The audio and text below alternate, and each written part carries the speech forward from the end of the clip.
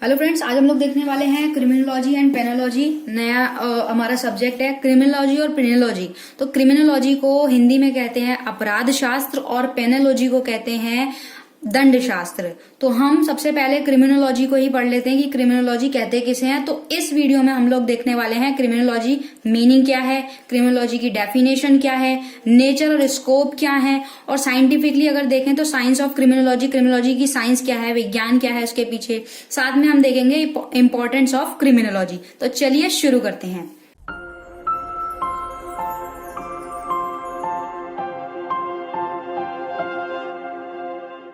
सबसे पहले बात करते हैं मीनिंग की। तो मीनिंग से पहले हम वर्ड पे चले जाते हैं। वर्ड क्रिमिनोलॉजी, दो वर्ड हो गए, क्राइम प्लस लॉजी। तो अब क्या है, साइंटिफिकली अगर हम देखें तो ये लैटिन वर्ड से सबसे पहले निकला। लैटिन वर्ड में क्रिमेन एक वर्ड था, लैटिन वर्ड जो है आपका क्रिमेन।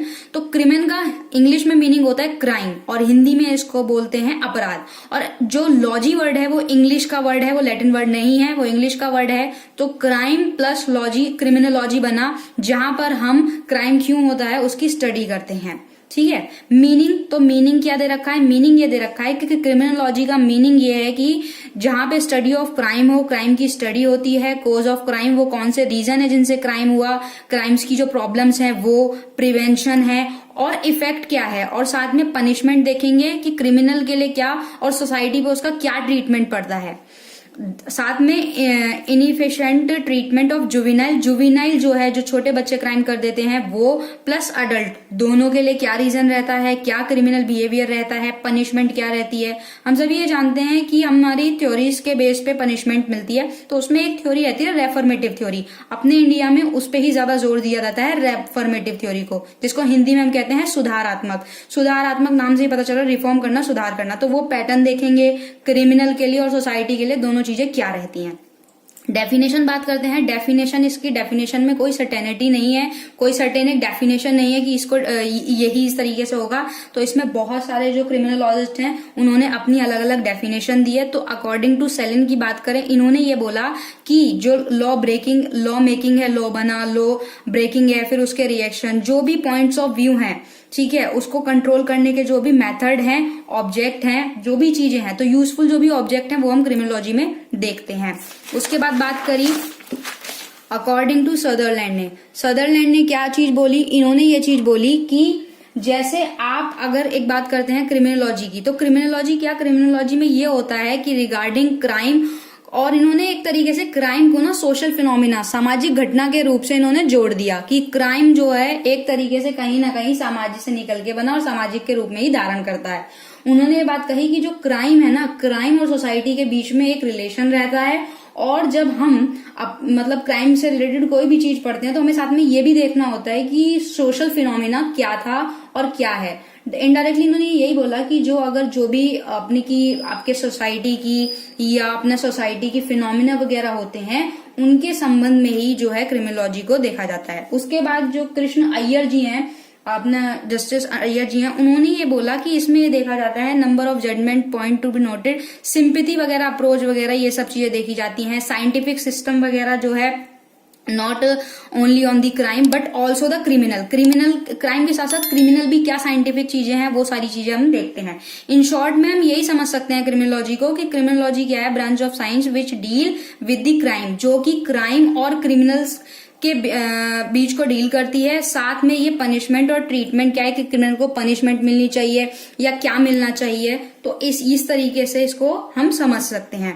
उसके बाद बात करते हैं स्कोप और एरिया क्या है क्रिमिनोलॉजी का। तो स्कोप ऑफ एरिया में अगर बात करें तो the reporting of law violation, जो लॉ को वायलेट करते हैं, ठीक है, जो अरेस्ट वगैरह होते हैं, उनकी एक क्रिमिनल आइडेंटिफिकेशन होती है। इम्प्रूवमेंट मेजरमेंट देखा जाता है, रिकॉर्ड टाइम क्या है, इम्प्रूवमेंट रहा क्या नहीं रहा क्रिमिनल्स का। तो एक तरीके से यहाँ पे ना सारा जो है अध्ययन करते हैं यहाँ पे कि क्या रिकॉर्ड वगैरह रहते हैं।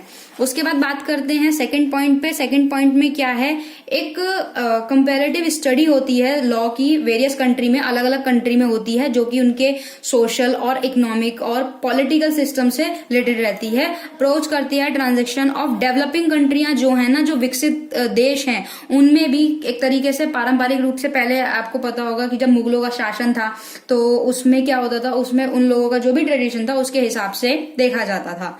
उसके बाद बात करते हैं द फॉर्मुलेशन, टेस्टिंग और रिवीजन ऑफ हाइपोथेसिस और थ्योरीज वगैरह क्या है कि भाई किस तरीके से जो है क्राइम हुआ और कैसे उसके जर्नल और पर्टिकुलर जो भी पैटर्न है, क्राइम के भी पैटर्न होते हैं, तो वो किस तरीके से पैटर्न में हुआ, क्रिमिनल ने किया, उसकी पर्टिकुलर एक्टिविटी, हर एक चीज का यहाँ पे हम पढ़ते हैं। उसके बाद the study of control of problem, जो भी प्रॉब्लम्स हैं उसको कैसे कंट्रोल करना है, connection with crime such as abnormal sex वगैरह, ऑफेंडर वगैरह क्या है, prostitution, suicide, narcotic drug addiction, ये सारे गैम्बलिंग वगैरह, बैगिंग वगैरह, ये सब चीजें जो होती हैं, इन सब चीजों को हम क्रिमिनोलॉजी में ही पढ़ते हैं। ये इसका एक तरीके से स्कोप है।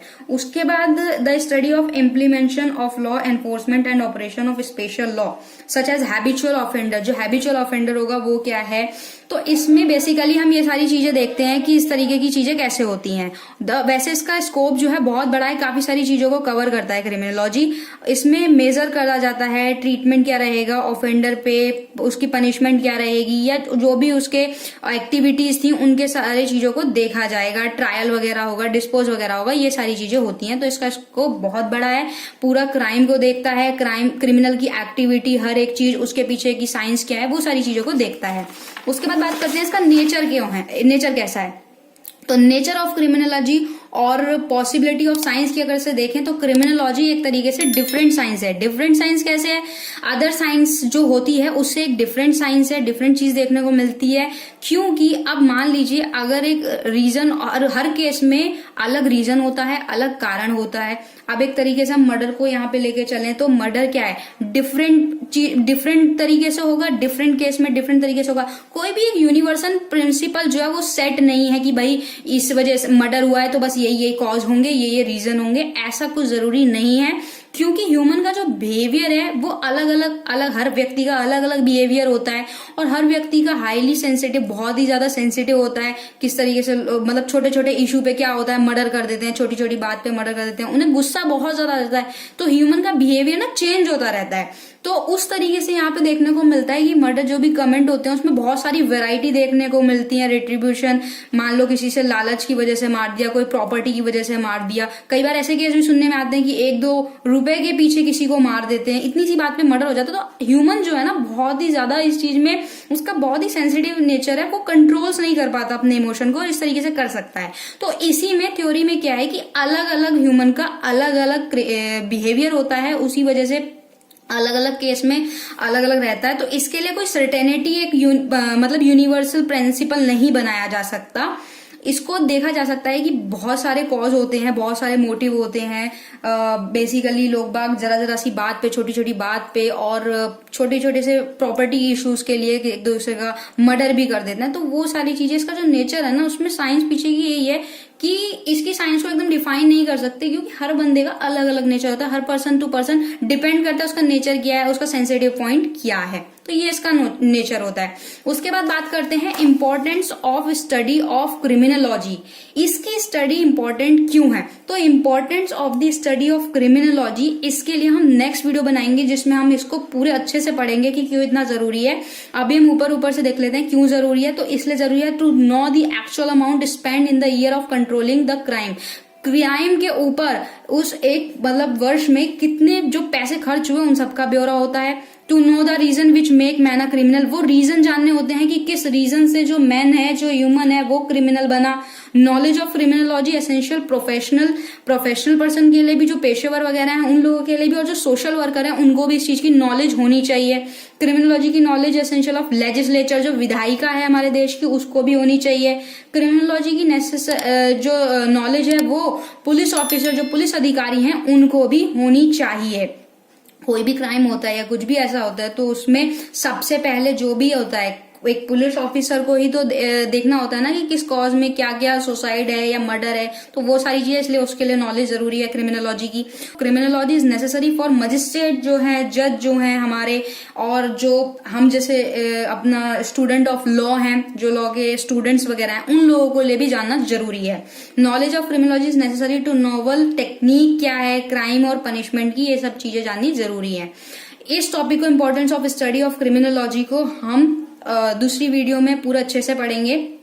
आज हमने यही देखा है कि क्रिमिनोलॉजी का मीनिंग क्या है, डेफिनेशन क्या है, नेचर क्या है, स्कोप क्या है। ओवरऑल क्रिमिनोलॉजी एक बहुत ज्यादा बड़ा इसका स्कोप है, जिसमें हम काफी सारी चीजें देखते हैं। क्राइम हुआ तो क्यों हुआ, उस पर्सन ने क्यों, अगर क्रिमिनल ने कोई किया तो क्यों किया, क्या उसकी एक्टिविटीज थी, अब उसको क्या क्या पनिशमेंट मिलेगी। तो इसका स्कोप बहुत बड़ा है और इसके पीछे की साइंस भी काफी ज्यादा बड़ी है। तो आज की वीडियो में इतना ही। वीडियो पूरी देखने के लिए thank you so much. Video अच्छी लगी हो तो लाइक कीजिएगा और ज्यादा से ज्यादा शेयर कीजिएगा, क्योंकि क्रिमिनोलॉजी और क्राइम से रिलेटेड चीजें हर पर्सन को जाननी भी जरूरी होती हैं।